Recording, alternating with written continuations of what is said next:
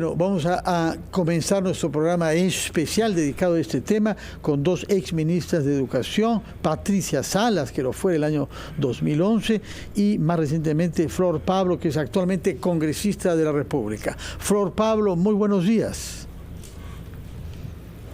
¿Aló? Muy buenos días, Fernando. Norma, buenos días. ¿Cómo están? Sí. Buenos días. Para comenzar, quisiéramos que nos mapee cuantitativamente el número de estudiantes universitarios e institutos que hay y al interior de ese número global, aproximado seguramente, ¿cuál es el porcentaje de los que se dice han desertado? Aunque algunos cuestionan este concepto y dicen que no han desertado, sino que no han podido mantenerse por situaciones económicas generadas por la pandemia. Estamos hablando de cuántas personas, Flor Pablo.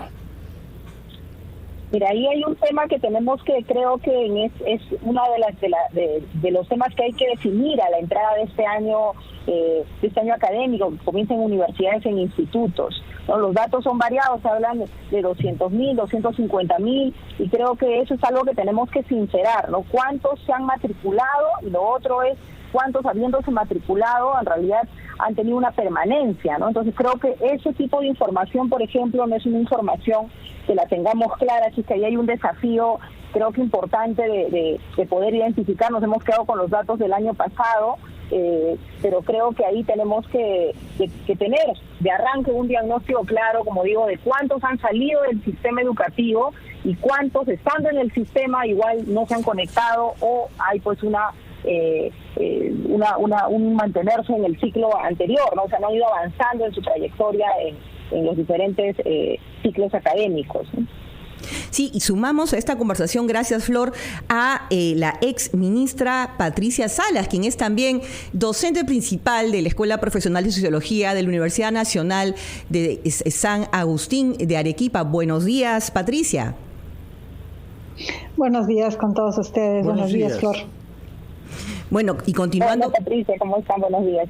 Continuando con esta conversación, Patricia, que habíamos iniciado con Flor, quisiéramos empezar con una lectura general. ¿Cómo ves tú la situación de la educación superior luego de estos 2 años de pandemia? Muy complicada, pero podría ser prometedora, a condición de que alguien tome decisiones. Necesitamos que se tomen decisiones para, uno, abordar la problemática que hemos tenido, efectivamente, la desigualdad, la deserción, la posibilidad de que chicos y chicas en situación de vulnerabilidad hayan quedado en peor situación que antes, ha sido una consecuencia de la pandemia que tenemos que organizarnos para sobrepasar. Y prometedora porque hemos aprendido muchas cosas de lo que podríamos hacer desde el punto de vista de la pedagogía universitaria y de educación superior con tecnologías de información, que no significa necesariamente educación a distancia o semipresencial, sino simplemente como recursos inclusive para la educación presencial.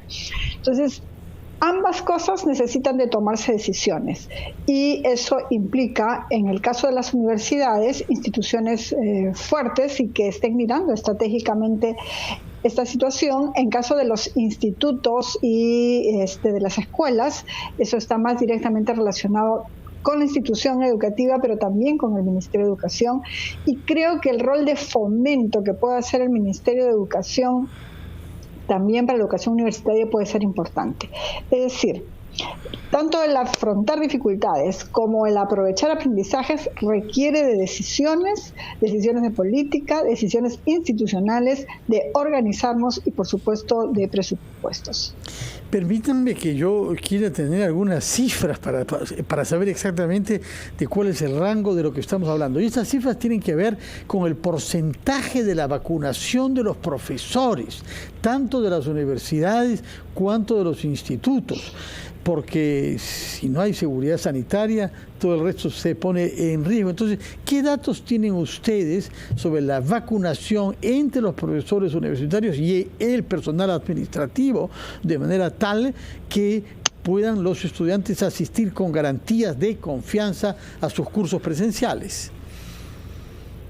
Yo creo que en este caso tenemos que asumir los promedios nacionales. En mi universidad, por ejemplo, se está haciendo en este momento un recojo de información, pero autodeclarada, de cuántos docentes nos hemos vacunado o no, porque en el Ministerio de Salud te vacunan, pero no te preguntas en dónde trabajas y ese tipo de cosas. Es decir, el registro de cuántos docentes están vacunados o no depende del Ministerio de Educación en el caso de la educación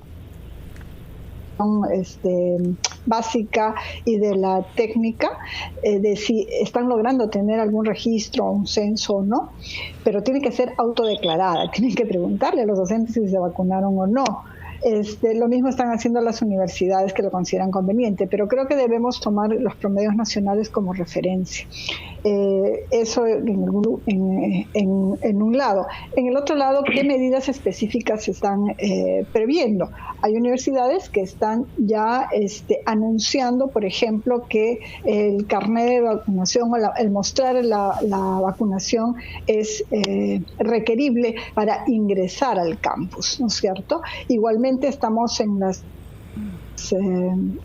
mediciones de cuántos de nuestros docentes tienen alguna condición de vulnerabilidad que, a pesar de que estén vacunados, no les va a permitir ingresar o hacer trabajo presencial. Todas esas cosas las estamos valorando en el día a día. Repito, requiere que en el nivel que corresponda, la SUGE, las direcciones regionales, el Ministerio de Educación o las instituciones educativas, estemos reuniendo información clara. La demanda de información que hace Fernando me parece clave, la tenemos que tener a nivel de universidad o de institución educativa, de la básica, de la superior y a nivel de sistema, y decidir qué tipo de medidas se deben tomar en cada caso. Y en todas las situaciones tener en cuenta el equilibrio entre el cuidado de la salud y la necesidad de atender el derecho de la educación, ¿no? Ahí nos toca ejercer la mayor sabiduría posible y estar con cintura para tomar decisiones a cada momento. Es probable que de hoy día para mañana tengamos que suspender una clase o un programa por X situación, y eso debe estar previsto. Yo quisiera dejar plantear una pregunta antes de la pausa a Flor Pablo respecto de ese sector de estudiantes que estaban estudiando en universidades que no han sido licenciadas. Sabemos que hay 94 universidades que tienen licenciamiento, pero unas 50 que no lo han obtenido, y se han previsto algunos mecanismos para que puedan continuar sus estudios en otras universidades y otras fórmulas. Quisiera que nos explique cuál es el caso de esos estudiantes que se hallaban en universidades que no han obtenido la autorización que la SUNEDU concede. Ese es un tema que usted conoce porque ha tenido que lidiar con ese tema también cuando era ministra de Educación. Vamos a ir a una pausa y retomamos nuestra conversación con las exministras Flor Pablo y Patricia Salas. Alumnos de institutos técnicos de nuestro país.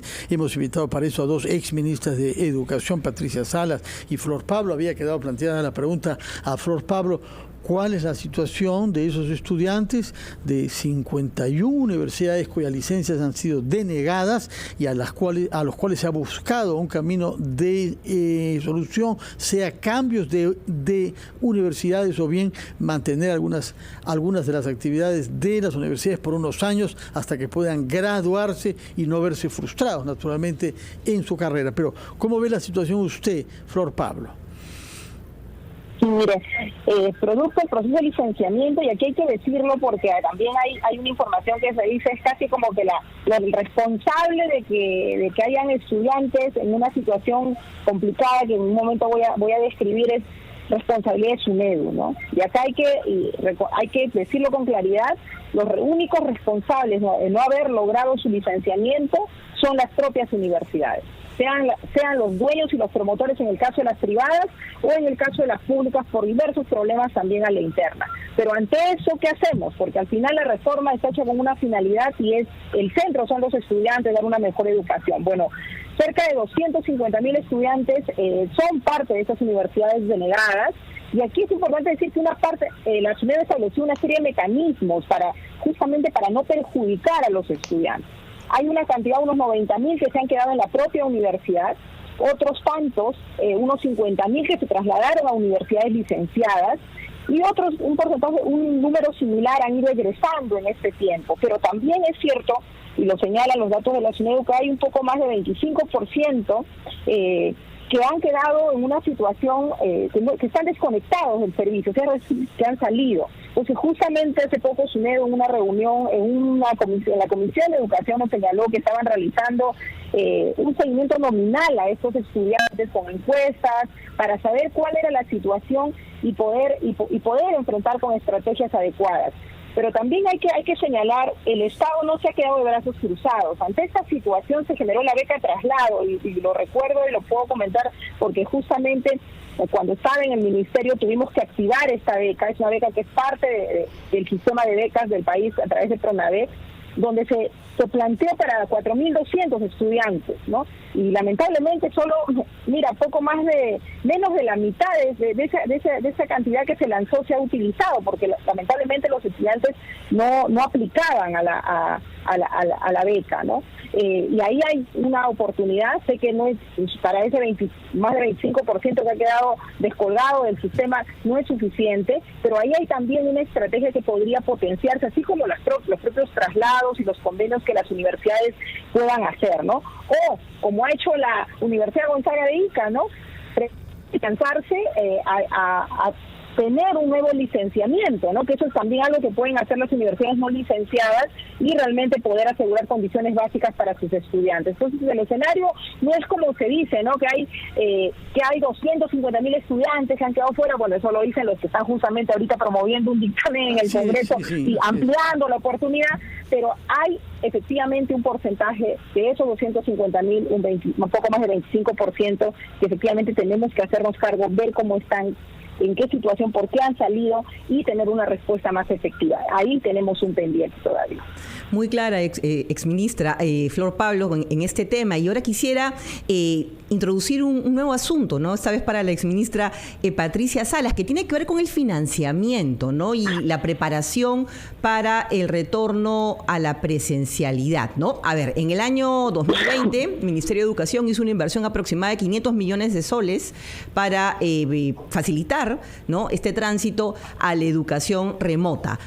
Volver a las clases presenciales va a implicar, pues, invertir en mejoras de infraestructura, entre otros aspectos. ¿Cómo ve esa situación, exministra Salas? Y usted, que conoce de dentro el funcionamiento de la universidad pública, ¿cómo mejorar, cómo ayudar a las universidades para que este retorno se dé en mejores términos? Claramente hay un desafío en la infraestructura, sobre todo en lo que significan las condiciones de bioseguridad, ¿no? En el Ministerio de Educación, para la educación básica, hubo un primer tramo de financiamiento, lo que eran los kits de limpieza, de aseo, de sanitización, etcétera, y luego ahora otro de lo que se llaman los puntos de lavado de manos, ¿no? Para que los chicos y las chicas puedan, y los docentes y todos pudieran hacerlo. A nivel universitario, esto también funciona así, pero cada universidad toma las decisiones, porque cada universidad presupuestariamente es un pliego, por lo tanto negocia directamente, digamos, con el Ministerio de Economía y Finanzas las condiciones de cómo eso se va trabajando. El Ministerio de Educación apoyó mucho en la ampliación del pliego para soportar tanto el licenciamiento como lo que ha sido los cambios educativos para educación remota. Entonces, esperamos que siga comprometido con el aumento de financiamiento para las universidades. Las universidades tenemos la ventaja de que, como la mayoría acabamos de pasar licenciamiento, hemos mejorado bastante las condiciones de infraestructura. Ciertamente, lo de puntos de lavado y lo que serán los kits de higiene y de mascarillas y todo eso, sí será un presupuesto adicional que entendemos ya están disponibles en algunas universidades por lo menos, ¿no es cierto? Y habrá que hacer las evaluaciones de cuánto se aumenta en el momento en que todos estemos en clases. El mayor desafío, sin embargo, es el pedagógico, es cómo nos vamos a organizar para que los aprendizajes sucedan y que el tránsito de haber estado presenciales a no presenciales y a semipresenciales sea un tránsito razonable y con el menor costo posible para los estudiantes y con el mayor aprendizaje posible para todos y todas. Entonces hay un desafío de pensar el modelo pedagógico y el modelo de gestión pedagógica, tanto en la básica como en la superior. Porque no podemos aparecernos en clase el 1 de marzo o el 15 de marzo, el día que nos toque decir, como decíamos ayer, antes de la pandemia, y seguir como si nada pasó. Entonces, necesitamos entre todos tomar acuerdos de cómo va a ser la organización pedagógica de nuestras clases y también los recursos pedagógicos nuevos que todos y todas, los docentes, las docentes, vamos a necesitar. Entonces, eso es un elemento clave que significa una inversión intelectual, digámosle así, académica, pero también va a requerir de algún tipo de inversión para capacitación, producción de lineamientos, directivas y eventualmente cómo se van a modificar las plataformas de aprendizaje que tenemos todos o las que hemos venido usando. Recordemos que todo el sistema de educación superior técnico y las escuelas superiores han tenido que hacer improvisaciones enormes para utilizar plataformas gratuitas. Felizmente las universidades, otra vez gracias al licenciamiento, teníamos esa infraestructura montada, digamos, porque era parte de los requisitos básicos para licenciarse. Pero igual pasa con la básica. Sí, Patricia Salas, estoy completamente de acuerdo en lo que ha subrayado usted, que lo principal, yo he comenzado con preguntas cuantitativas, pero siempre he sabido que lo principal es cómo hace un maestro que no ha visto a sus alumnos durante 2 años y que enseña ingeniería, matemáticas, medicina, pero también filosofía, historia, psicología, para saber en qué estado real de conocimientos se hallan sus alumnos. Ha visto algunos exámenes de alguna manera, han aprobado los cursos, pero ¿cuánto sabe? Porque esa disciplina supone adquirir zócalos de conocimiento para ir profundizando. Pero ¿cómo sabe uno si está consolidado el conocimiento en los años pasados? Yo quisiera que ustedes que han estado en el terreno de las aulas, no nacieron funcionarias, ¿no?, nos expliquen, por favor, qué lineamientos podríamos prever para que los profesores tengan una idea clara de cuál es el terreno que pisan, si me permiten esa expresión cruda. Un elemento clave, si me permites, Flor, es herramientas e instrumentos de evaluación que sean más cualitativos, que no sacarse 17, 20, 18, sino que puedan describir la situación de aprendizajes. Este alumno debía haber completado la competencia de comprender X o Y teoría o de poder aplicar X o Y herramienta o instrumento en ingeniería, en medicina, en lo que sea. Entonces, una evaluación cualitativa de eso nos permitiría a las docentes saber eso de nuestros estudiantes, ¿no es cierto? Entonces, las herramientas de evaluación cobran una importancia muy, muy grande en esta época y nos pueden llevar realmente a un cambio educativo fundamental, porque si aprendemos y afiatamos la práctica de la evaluación cualitativa, vamos a hacer mejores evaluaciones en todos los casos y podemos hacer un salto importante en la calidad de los aprendizajes y en la cualidad también de los aprendizajes en todos los niveles. Y luego trabajar las trayectorias personales. En educación básica se planteó ya desde el 2020, ¿no es cierto? La pandemia nos agarró el 2020 para iniciar el 2021 lo que se llamaba la evaluación diagnóstica. Yo creo que hay que mirar bien esos instrumentos en educación básica porque tenían esa finalidad de ver en qué punto estaba cada estudiante y entonces qué tipo de programa educativo necesitaba. Creo que vamos a tener que también complementar con algunos instrumentos como, en una especie de portafolios para educación básica se llaman, me parece, las carpetas del estudiante. Cosas parecidas tendremos que hacer en educación superior, claro, sí, para ver en cada caso cómo van avanzando y cómo cada uno va cumpliendo sus metas, aunque sean ritmos diferentes, ¿no? Sí, sí. Y palabras finales, por favor, de Flor Pablo, porque nos hemos ya sobregirado de tiempo. Sí, creo que acá hemos estado todo este tiempo viendo el desafío en la infraestructura, en las condiciones, eso está muy bien, pero el mayor desafío en la educación en este momento es el desafío académico, el desafío pedagógico, que tiene un elemento también importantísimo, no solo para los menores, sino también para los jóvenes, y tiene que ver con el tema emocional y de la salud mental. Eso es muy importante, que tiene que entrar como un eje central en el tema educativo. Adicionalmente a ello, lo que viene señalado Patricia, ¿no? Las trayectorias. Acá hay situaciones diversas. Hay jóvenes que por la situación familiar ya trabajaban antes, ahora están dedicándole más tiempo y horas a trabajar, y otros que no trabajaban han entrado al mundo del trabajo. Y eso tiene que ser visto en cada una de las instituciones de educación superior, y pensar estrategias de apoyo a estos jóvenes en situación de vulnerabilidad, que van a tener otras condiciones distintas a sus pares para poder desarrollar el tema educativo, que ya partimos la educación a distancia con todo el esfuerzo que se ha podido hacer, ha generado un rezado vinculado a la práctica profesional, vinculado al propio proceso, ¿no? De no llevarlo en grupo, entre pares. Entonces creo que ahí, importante lo que dice Patricia, el tema del diagnóstico, el tema de la evaluación, y muy centrados en realidad en pensar que tenemos que hacer las cosas de manera diferente, muy personalizado, con mucha flexibilización, porque en la propia aula vamos a tener como varias secciones, varios grupos de jóvenes en situaciones distintas. Entonces creo que ese es el desafío en este momento. Los equipos académicos, pedagógicos, los profesores, creo que además de ver el tema de la conectividad y los temas de condiciones de salubridad,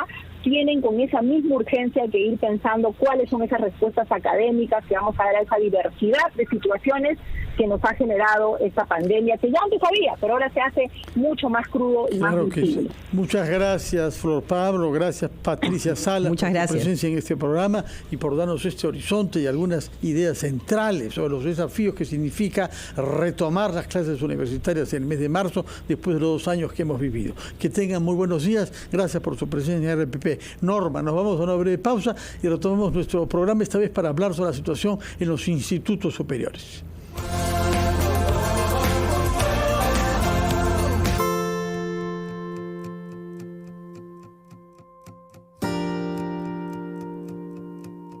Gracias a Universidad Peruana Cayetano Heredia, 60 años de excelencia y prestigio en educación.